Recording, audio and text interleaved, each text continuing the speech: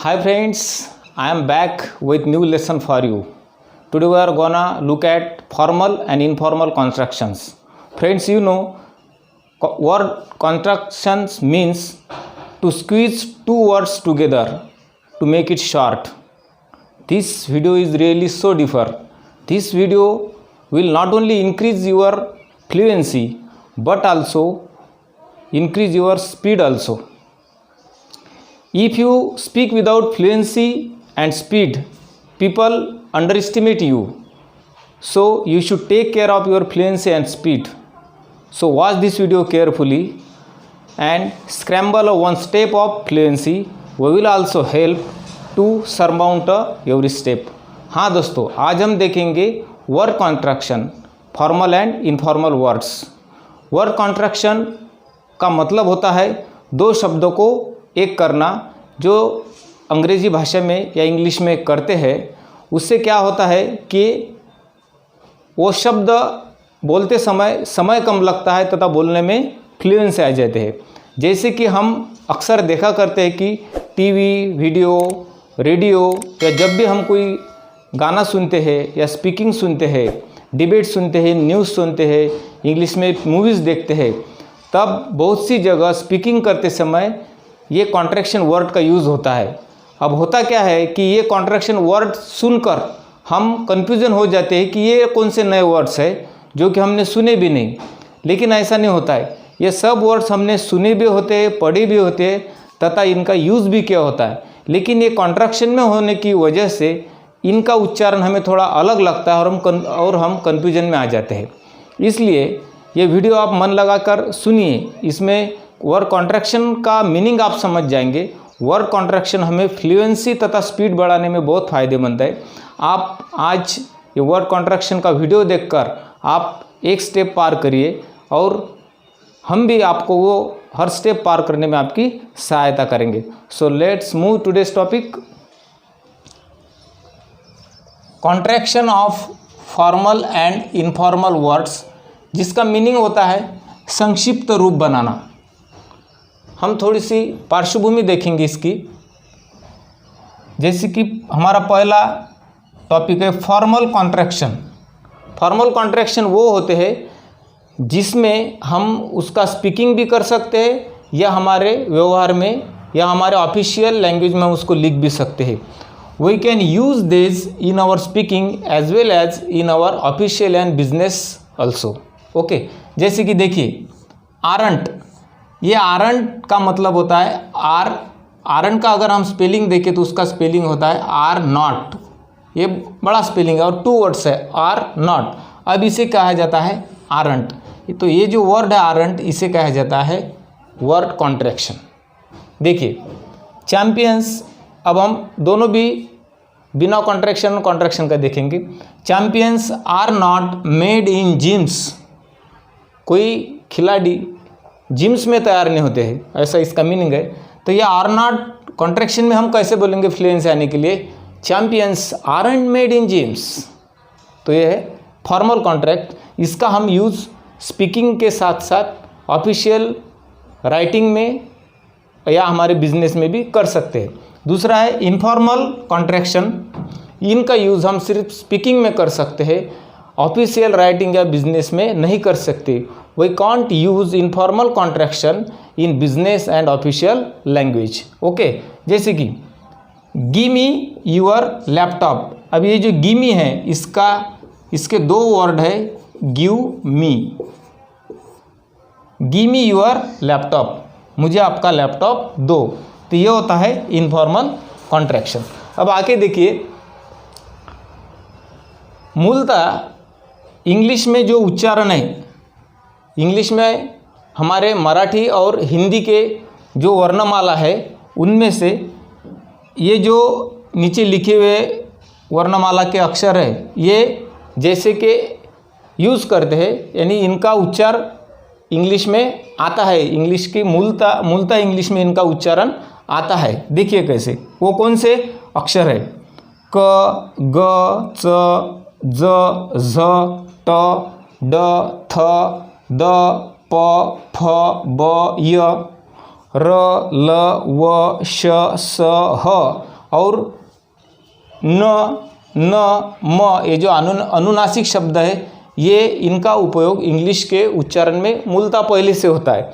अब ऐसे कौन से शब्द है जो हमारी वर्णमाला में से जो इंग्लिश लैंग्वेज में यूज़ नहीं होते, वो है, इनका उच्चारण इंग्लिश में नहीं आता है, वो है ख, घ, छ, ठ, ढ, त, भ, श, ळ, व, त्र और न।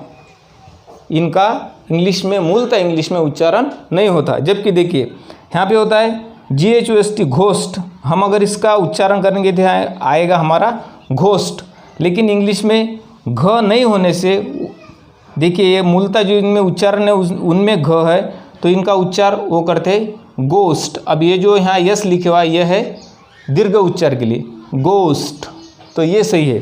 दूसरा GHEE, घी न होते गी। और थर्ड वन खाकी, ख न होते काकी, तो इस तरह उच्चारण होते। चलो अब हम देखते हैं हमारे संक्षिप्त रूप के सेंटेंसेस। हमारा पहला सेंटेंस है या हमारा पहला वर्ड है गिव मी, जिसे कहा जाता है गिमी। अब हम दो सेंटेंसेस का आपको पूरी तरह एक्सप्लेन करेंगे और बाकी आने वाले सेंटेंस आपको सिर्फ कॉन्ट्रैक्शन वर्ड में सुनाएंगे। जैसे कि हम देखिए, इसे अगर हम पढ़ना है तो हम इसे बोलते समय राइटिंग में लिखेंगे please give me your laptop, कृपया मला तुझा लैपटॉप दे, कृपया मुझे आपका लैपटॉप दो। लेकिन अब हम इन्हें कॉन्ट्रैक्शन में बोलना है तो हम इसे बोलेंगे please give me your laptop, इस तरह। हमारा दूसरा कॉन्ट्रैक्शन वर्ड है गोइंग टू, जिसे कहा जाता है गोना। अभी हम इसे पढ़ेंगे they are going to Delhi, ते दिल्लीला जात आहे, वे दिल्ली जा रहे हैं। लेकिन हम अगर कॉन्ट्रैक्शन में इसे पढ़ेंगे तो हम पढ़ेंगे they are gonna to Delhi. देखिए आप स्पीकिंग में या हमारे उच्चारण में फ़र्क हो रहा है, फ्लेन से किधर हम जा रहे हैं। अब हम आने वाले सभी नेक्स्ट सेंटेंस सिर्फ आपको कॉन्ट्रैक्शन वर्ड में सुनाएंगे।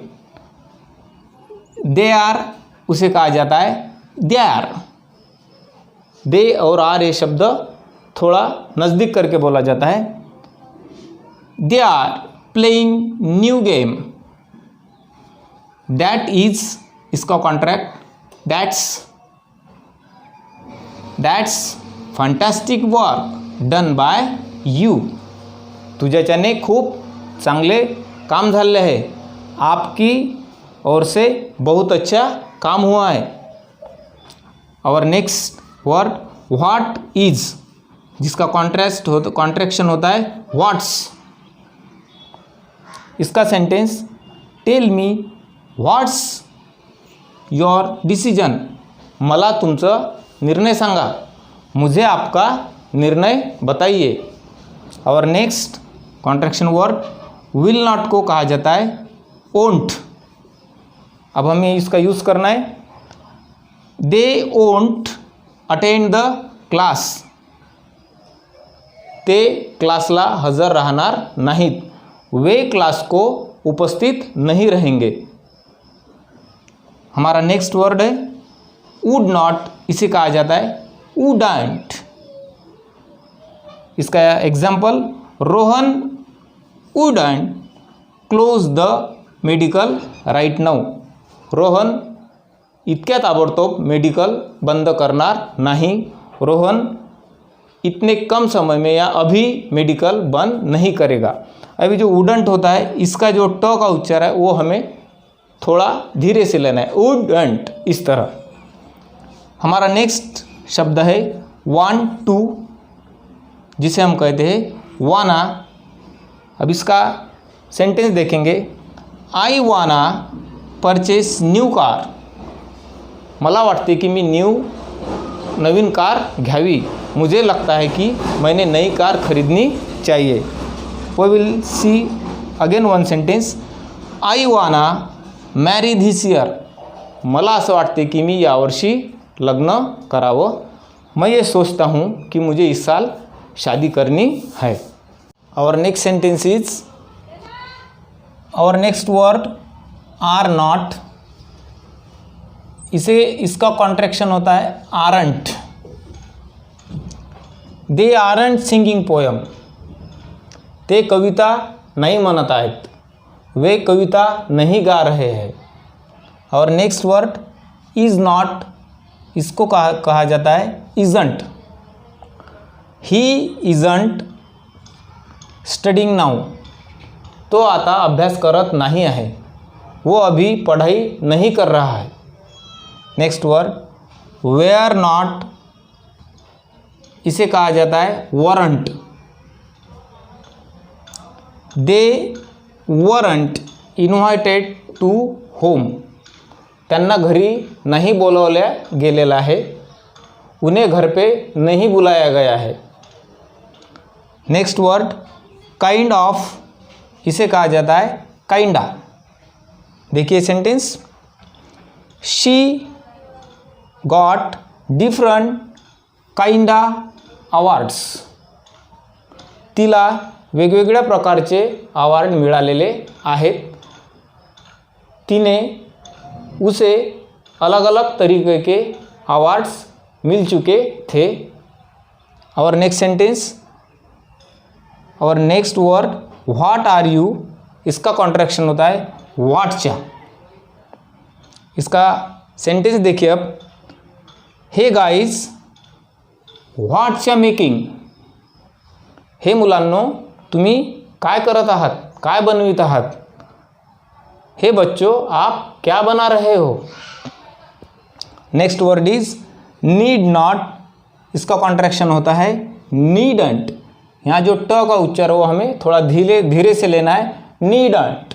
इसका सेंटेंस देखिए, Ram needn't worry about exam result, रामला परीक्षेच्या निकालाची काही काळजी करण्याची गरज नहीं। राम को एग्ज़ाम का जो भी रिज़ल्ट है उसकी कोई चिंता करने की ज़रूरत नहीं। हमारा नेक्स्ट वर्ड है कुड नॉट, जिसका कॉन्ट्रैक्शन होता है कूडंट। इसका सेंटेंस देखिए, मोहन कूडंट गेट प्राइज, मोहनला बक्षीस मिळू शकले नहीं, मोहन को प्राइज नहीं मिल सका। हमारा नेक्स्ट वर्ड है मस्ट नॉट, इसे कहा जाता है मसंट। अब इसका सेंटेंस देखिए, यू मसंट गो टू दिल्ली, तुम्ही दिल्लीला जायला नको आहे, आपको दिल्ली नहीं जाना चाहिए। हमारा नेक्स्ट वर्ड है आई वुड, इसे कहा जाता है आइड, बहुत महत्वपूर्ण है। इसका सेंटेंस देखिए, आइड like a glass of juice, मला जूस घेने आवडेल, मुझे जूस पीना अच्छा लगेगा। नेक्स्ट सेंटेंस यू वुड, इसका कॉन्ट्रैक्शन होता है यू एट, देखिए उच्चार। अब इसका सेंटेंस देखिए, I was afraid you'd ask me about marriage, मी भिलो होतो कि तू मला मॅरेजबद्दल विचारशील, मैं घबरा गया था कि तुम मुझे कहीं मैरिज के बारे में पूछोगे। हमारा नेक्स्ट वर्ड है डोंट नो, इसका कॉन्ट्रैक्शन होता है डनो। इसका वर्ड देखिए, वे डनो व्हाई शी इज़ क्राइंग, आम्हाला माहीत नाही कि ती का रडत आहे, हमें मालूम नहीं कि वो क्यों रो रही है।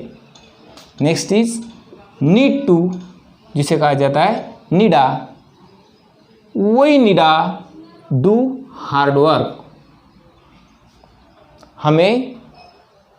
आम्हाला जास्त मेहनत करण्याची गरज आहे, हमें और मेहनत करने की आवश्यकता है। हमारा नेक्स्ट वर्ड है लेट मी, इसे कहा जाता है lemme. Lemme tell what is the result of election, मला निवडणुकीचा काय निकाल लागलेला है ते सांगू द्या, मुझे कहने दो कि चुनाव का क्या रिजल्ट लग चुका है। और हमारा लास्ट वर्ड है टेल देम, इसका कॉन्ट्रैक्शन होता है टेल हिम।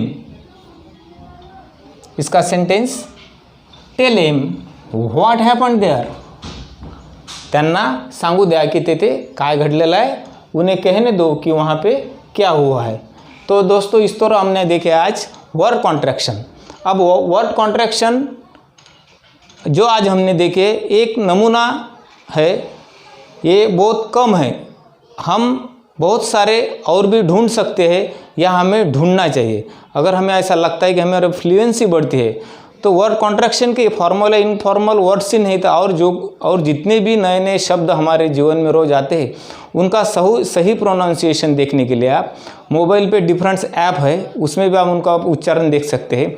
या फिर news, audio, debate, English movies देख के भी आप अनेक शब्दों का सही उच्चारण समझ सकते हैं. या फिर जो कुछ अच्छी डिक्शनरीज है उसमें भी हर शब्द का आपको उच्चारण दिया है.